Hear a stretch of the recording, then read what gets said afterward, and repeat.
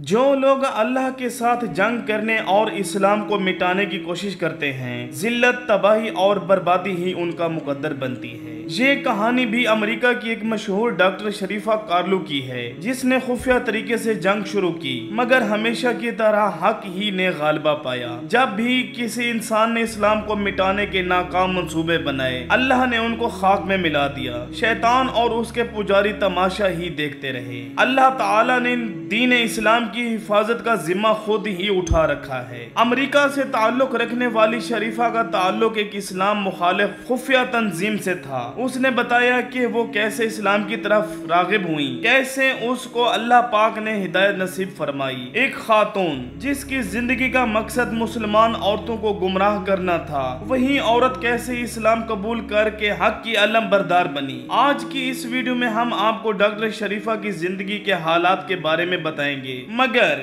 آگے بڑھنے سے پہلے ویڈیو کو لائک، شیئر اور چینل کو سبسکرائب کرنا مت بھولیے گا۔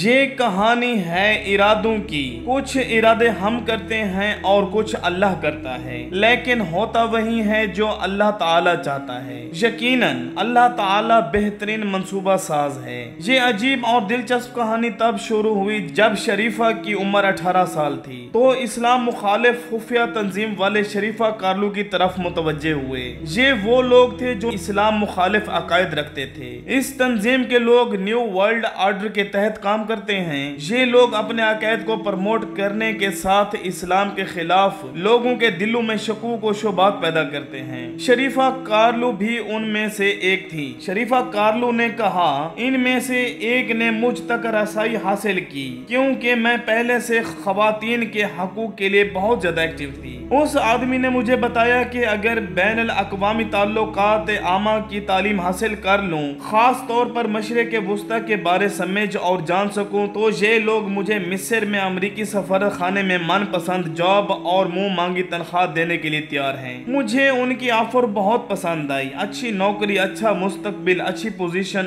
اور عیش و عشرت کی زندگی۔ مجھے اس سے بڑھ کر اور کیا چاہیے تھا؟ میں نے اس کی تجویز قبول کر لی اور جلد ہی خفیہ تنظیم کا حصہ بن گئی۔ میں ٹی وی اور انٹرنیٹ کے ذریعے مسلم خواتین کے بارے میں بہت کچھ سن رکھا تھا کہ وہ بہت مظلوم اور کمزور ہوتی ہیں۔ یہ میرے لیے اچھا موقع تھا کہ میں پسماندہ قوم کی عورتوں کو ماڈرن زندگی کے بارے میں بتا سکوں۔ میں نے اسی مقصد کے لیے کالج میں داخلہ لیا اور قرآن و حدیث کا مطالعہ شروع کر دیا۔ اس تنظیم کے کچھ لوگ ہم کو لیکچر دیتے، جہاں ہمیں سکھایا جاتا تھا کہ نعوذ باللہ قرآنی آیات اور احادیث کو کیسے توڑ موڑ کر پیش کیا جاتا ہے اور اپنی بات کو کیسے بہترین انداز میں بیان کیا جا سکتا ہے، اور یہ بھی سکھایا کہ قرآن و حدیث کے معنی و مفہوم کو کیسے اپنی مرضی سے بدلا جا سکتا ہے۔ شریفہ کارلو بتاتی ہے کہ یہ اس خفیہ جنگ میں استعمال ہونے والا بہت کارآمد ہتھیار تھا، جس کو استعمال کر کے بہت آسانی سے مشرق وسطیٰ کی خواتین کو اسلام کے خلاف اکسایا جا سکتا تھا۔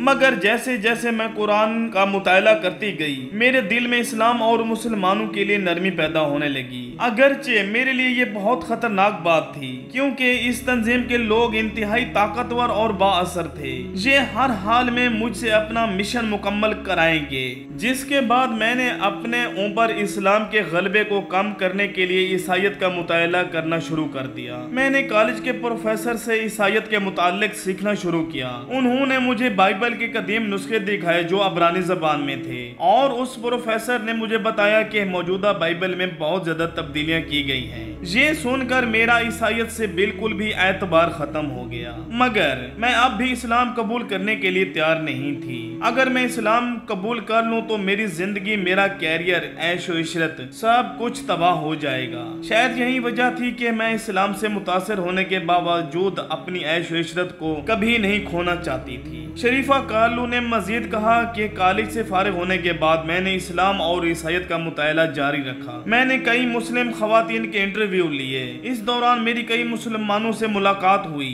ان میں میرا ایک مسلم بھائی تھا جنہوں نے میری پوری زندگی بدل کر رکھ دی۔ ان کا تعلق مسلم اسٹوڈنٹ ایسوسی ایشن سے تھا۔ انہوں نے میرا شوق دیکھتے مجھے اسلام کے متعلق بہت زیادہ معلومات فراہم کی۔ میری اسلام میں دلچسپی اور زیادہ بڑھ گئی، جبکہ دوسری طرف یہ لوگ مجھے اسلام مخالف مشن کے لیے مصر روانہ کرنا چاہتے تھے۔ میں اکثر سوچتی تھی मैं इनसे कैसे अपनी जान छुड़ाऊं। शरीफा कार्लो के मुताबिक जिस मुसलमान भाई से मेरी मुलाकात हुई, उन्होंने मुझे इस्लाम के बारे हर तरह की मालूमात दी और मेरी मदद की, लेकिन मुझे कभी इस्लाम कबूल करने के लिए नहीं कहा। उन्होंने मुझसे राब्ता किया और मुसलमानों के एक ग्रुप के बारे में बताया जो हमारे इलाके में मौजूद था। उन्होंने मुझसे कहा कि मैं उनसे मुलाकात करूं और मैं राजी हो गई। हम इशा की नमाज के बाद वहां गए। वहां हमें एक कुशादा कमरे में ले जाया गया जहां 20 के करीब लंबी दाढ़ियों वाले बारोब आदमी मौजूद थे। उस कमरे में मैं अकेली औरत थी, लेकिन इन सब मर्दों की निगाहें नीचे की तरफ झुकी हुई थी।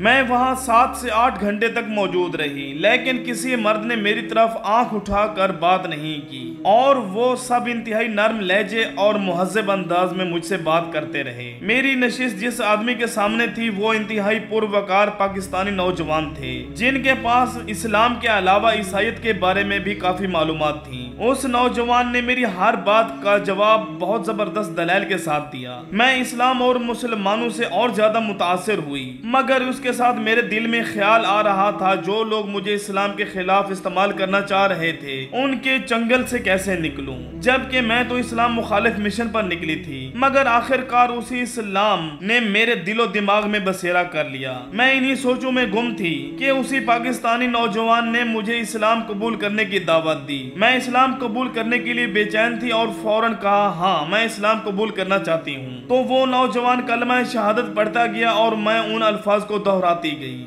शरीफा कार्लो कहती हैं कि मैं अल्लाह की कसम खाकर कह सकती हूँ कि जब मैंने कलमा शहादत पढ़ा तो मुझे ऐसा लगा जैसे मेरे सर से अचानक कोई बहुत भारी बोझ हट गया हो। मैं अल्लाह ताला का शुक्र अदा करती हूँ जिसने मुझे ईमान की दौलत अता फरमाई और अल्लाह ताला जिसको चाहे हिदायत नसीब फरमाता है। उम्मीद करता हूँ कि आपको ये वीडियो पसंद आई होगी। पसंद आने की सूरत में अपने दोस्तों को, फैमिली को शेयर करें और चैनल को सब्सक्राइब करना मत भूलिए। Thanks for watching.